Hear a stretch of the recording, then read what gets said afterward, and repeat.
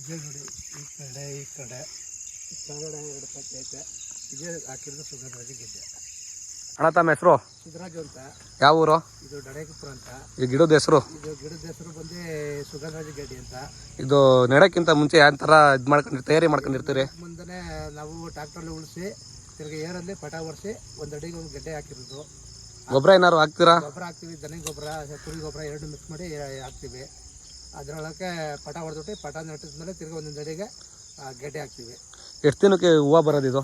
ಇದು 3 ತಿಂಗಳು ಬರ್ತದೆ. 3 ತಿಂಗಳಿಗೆ. ಈಗೆಲ್ಲ ಇದೆಲ್ಲ 3 ತಿಂಗಳಾಗೈತಾ? 3 ತಿಂಗಳಾಗೈತೆ. 3 ತಿಂಗಳು ತುಂಬಿ 3.5 ತಿಂಗಳು ಬದೈತೆ. ಈಗ ಸ್ಟಾರ್ಟ್ ಮಾಡ್ತಾವೆ.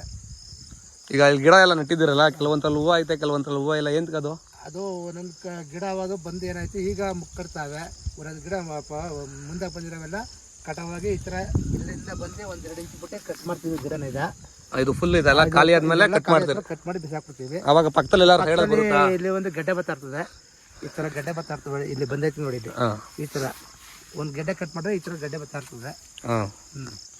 ಇನ್ನ ಕಟ್ ಮಾಡ್ಬಿಟ್ಟು ಇಲ್ಲೇ ಗೊಬ್ಬರ ಇದನ್ನು ಗೊಬ್ಬರ ಒಳಕ್ಕೆ ಹಾಕಿದ್ರೆ ಗೊಬ್ಬರ ಕೊಳ್ಸ್ಕೊಂಡು ಗೊಬ್ಬರ ಆಗುತ್ತದೆ. ಇದು ಮೇನ್ ಇದಕ್ಕೆ ಕಳೆ ಬರ್ತದಲ್ಲ, ಕಳೆ ನಿವಾರಣೆ ಮಾಡಕ್ಕೆ ಏನು ಬಳಸ್ತೀರಿ? ಅದು ಕಳೆ ಹೊಡಿಕಂದ್ರೆ ನಾವು ಆಳುಗಳು ಬತ್ತಿದ ಆಳುಗಳು ಬರ್ತಾರೆ. ಈಗ ಅದರಿಂದ ಮಾಡಿದ್ರೆ ಒಂದು ಮಿಷಿನ್ ತಂದಿವಿ. ಮಧ್ಯೆ ಸೊಂಟ್ರಲ್ಲಿ ಮಿಷಿನ್ ಹೊಡ್ಕೋದು ಗಿಡತ್ತವು ಕೊಲ್ಗುದಲ್ಲಿ ಹಾಗಾಗಿ ಮಿಷಿನಿಂದ ಕಳೆ ನಿವಾರಣೆ ಮಾಡ್ಬೋದಾ? 100% ಮಾಡ್ಬೋದಾ?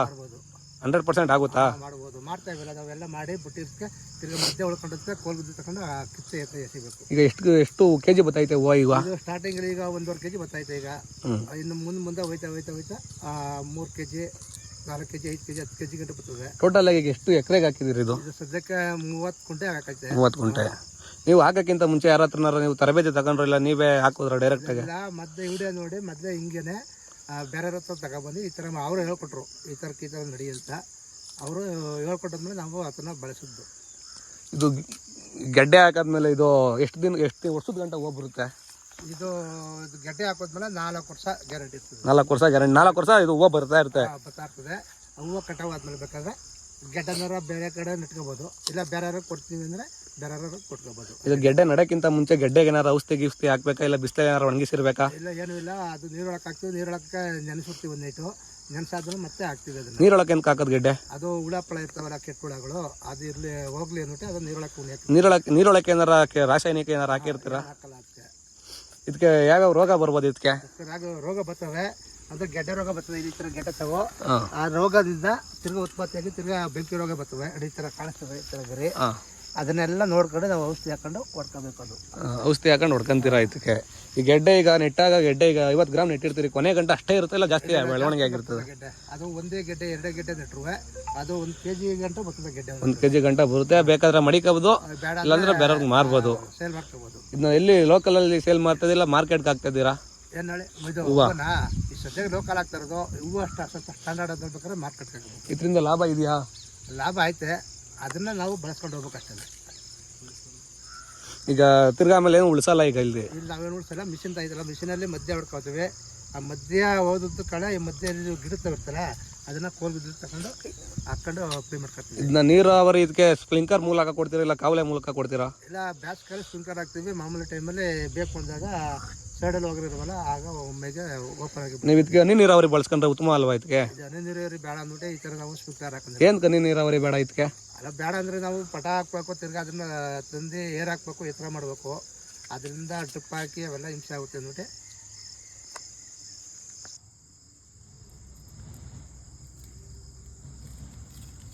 ಅಣ್ಣ, ಇದು ಸುಗಂಧರಾಜದಲ್ಲಿ ಎಷ್ಟು ಥರ ಐತೆ? ಈ ಸುಗಂಧರಾಜದಲ್ಲಿ 2 ಥರ ಐತೆ. ಒಂದು ನಾಟಿ, ಒಂದು ಹೈಬ್ರಿಡ್ ಅಂತ. ನಾವು ಈಗ ಸದ್ಯಕ್ಕೆ ಹಾಕಿರೋದು ಹೈಬ್ರಿಡ್. ನೀವು ಹೈಬ್ರಿಡ್ ಏನಕ್ಕೆ ಚಾಯ್ಸ್ ಮಾಡ್ಕೊಂಡ್ರಿ? ಇದು ಹೈಬ್ರಿಡ್ ಅಂದ್ರೆ ನಾಟಿ ನಮ್ಗೆ ಆ ಥರ ಆಗಲ್ಲ. ನಾವು ಈಗ ತಗೊಂಡೋಗಿ ಸಂಟಿಗೆ ಯೂಸ್ ಮಾಡ್ತಾರಲ್ವ, ಅದಕ್ಕೋಸ್ಕರ ನಾವು ತಗೊಂಡೋಗಿ ಹಾಕ್ತೀವಿ. ಅಂದರೆ ಟ್ರಾನ್ಸ್ಪೋರ್ಟು ನಮಗೆ ಖರ್ಚು ಜಾಸ್ತಿ ಬರ್ತದೆ, ಅದಕ್ಕೋಸ್ಕರ ನಾವು ಹಾಕಿಲ್ಲ. ಅದಕ್ಕೆ ಅದಕ್ಕಿಂತ ಇದು ಬೇಗ ಬರ್ತದೆ ನೋಡಿ ನಾವು ಇದನ್ನು ಬಳಸ್ತಾ ಇರೋದು. ಇದು ನಾಟಿಗೂ ಹೈಬ್ರಿಡ್ಗೆ ಏನಾರು ಇಳುವರಿ ಏನಾರ ಜಾಸ್ತಿ ಆಗುತ್ತೆ? ಇಲ್ಲ ಕಡೆ ಇಳುವರಿ ಬರ್ತದೆ, ಅದಕ್ಕಿಂತ ಸ್ವಲ್ಪ ಮುಂದೆಗೂ ಬರ್ತದೆ. ಇದು ಇಳುವರಿ ಹೈಬ್ರಿಡ್ ಜಾಸ್ತಿ ಇರ್ತದೆ, ನಾಟಿ ಕಡಿಮೆ ಇರ್ತದೆ. ಅದಕ್ಕೋಸ್ಕರ ನಾವು ಅದನ್ನ ಹಾಕಿಲ್ಲ, ಇದನ್ನ ಹಾಕ್ತಾರೆ.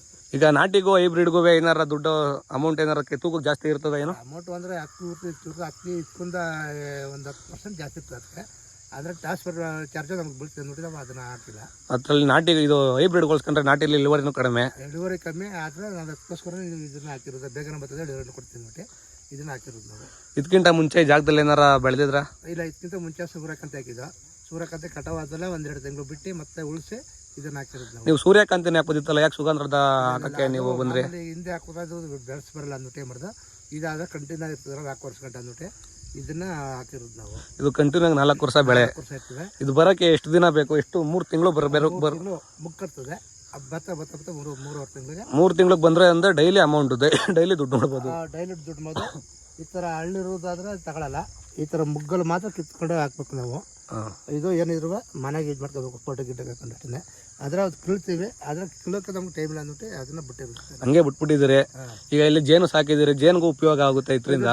ಜೇನು ಸಾಕೊಂಡಿಗೂ ಆಯ್ತಲ್ಲ, ಜೇನಿಗೂ ಅದು ತುಪ್ಪಕ್ಕೆ ಅದು ಕುಡಿಕೆಲ್ಲ ರಸ ಇದು ಮಾಡ್ತಾರೆ. ತಿರ್ಗಾ ಸುತ್ತದಾವು, ಅಲ್ಲಿ ಒಂದು 10 ಬಾಕ್ಸ್ ಹಾಕವೆ, ಇಲ್ಲೊಂದು 4 ಬಾಕ್ಸ್ ಹಾಕವೆ.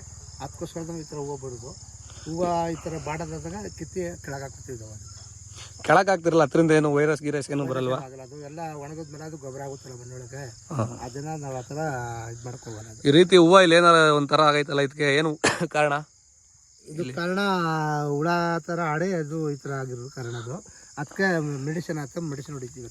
ಅದೇ ನೀವು 0% ಕೆಮಿಕಲ್ 100% ಆರ್ಗಾನಿಕ್ ಅಂದ್ರಲ್ಲ, ಇದಕ್ಕೂ ಮಾಮೂಲಿ ಜೀವಾಮೃತನ ಹೊಡಿತಾರೆ. ಇದಕ್ಕೆಲ್ಲ ಎಷ್ಟು ತಿಂಗಳಿಗೊಮ್ಮೆ ಇಲ್ಲ ಎಷ್ಟು ವಾರಕ್ಕೊಮ್ಮೆ ಹೊಡಿತೀರಿ? ಇಲ್ಲ, ವಾರಕ್ಕೊಂದ್ಸಲ ಹೊಡಿತೀವಿ. ವಾರಕ್ಕೊಂದ್ಸಲ ಹೊಡಿತೀರಿ. ವಾರಕ್ಕೆ ಎಷ್ಟು ಸಲ ನೀರು ಕಟ್ತೀರಿ ಇದಕ್ಕೆ? ಇದು ವಾರಕ್ಕೆ ಅಂದರೆ ಮಾಮೂಲಿ ಬೇಸಿಗೆ ವಾರಕ್ಕೆ 2 ಸಲ ಕಟ್ತೀವಿ.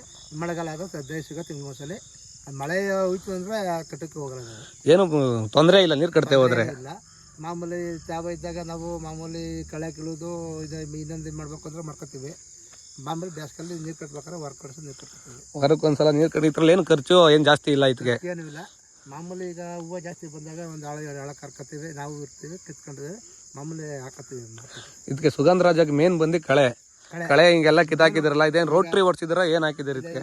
ಮಧ್ಯೆ ಮಿಷಿನ್ ಹೊಡೆದು ಈ ಥರ ಬುಡಕ್ಕೆ ಕಳೆ ಕಿತ್ತು ಆ ಥರ ಮಾಡ್ಕೊಂಡಿವಿ. ಸುಗಂಧರಾಜ ಗಿಡ ಹಾಕಿದಿರಲ್ಲ, ಎಷ್ಟು kg ಗೆಡ್ಡೆ ಯೂಸ್ ಮಾಡಿದಿರಿ? ಇದು ಬಂದು 600 kg ಗೆಡ್ಡೆ. ಇದು ನೀವೇ ಬೆಳೆದಿದ್ರಲ್ಲ ಸಪ್ರೇಟ್ ಆಗಿಲ್ಲ, ಬೆಳೆದಿರೋ ಹತ್ರ ತಗೊಂಬಂದ್ರ? ಇಲ್ಲ, ನಂತರನೇ ಹಾಕಿ ಅವರು ಕಟಾವಾದ್ಮೇಲೆ ಅವ್ರು ಸೇಲ್ ಮಾಡ್ತಾಯಿದ್ರು, ಅದನ್ನ ಕಾಂಟ್ಯಾಕ್ಟ್ ಮಾಡ್ಕೊಬಂದು ತಗೊಬಂದು ನಾವು ಹಾಕೊಂಡಿರೋದು. ಇದಕ್ಕೆ ಸುಗಂಧರಾಜಾಗೆ ಗೊಬ್ಬರ ಏನಾರು ಹಾಕ್ತೀರಾ? ಇಲ್ಲ, ಗೊಬ್ಬರ ಹಾಕ್ತಾ ಇರ್ತೀವಿ. ಅದು 6 ತಿಂಗಳ ವರ್ಷದಲ್ಲಿ ಗೊಬ್ಬರ ಹಾಕ್ತಾ ಇರ್ತೀವಿ. ಕೊಟ್ಟಿಗೆ ಗೊಬ್ಬರನೇ ಯೂಸ್ ಮಾಡೋದು? ಯಾವ್ದು ಬೇರೆ ಹಾಕಲ್ಲ, ಕೊಟ್ಟಿಗೆ ಗೊಬ್ಬರನೇ ಹಾಕೋದು. ಥ್ಯಾಂಕ್ ಯು ಸರ್, ಸುಗಂಧರಾಜ ಬೆಳೆ ಬಗ್ಗೆ ತಿಳಿಸ್ಕೊಡೋದು ನಮಗೆ.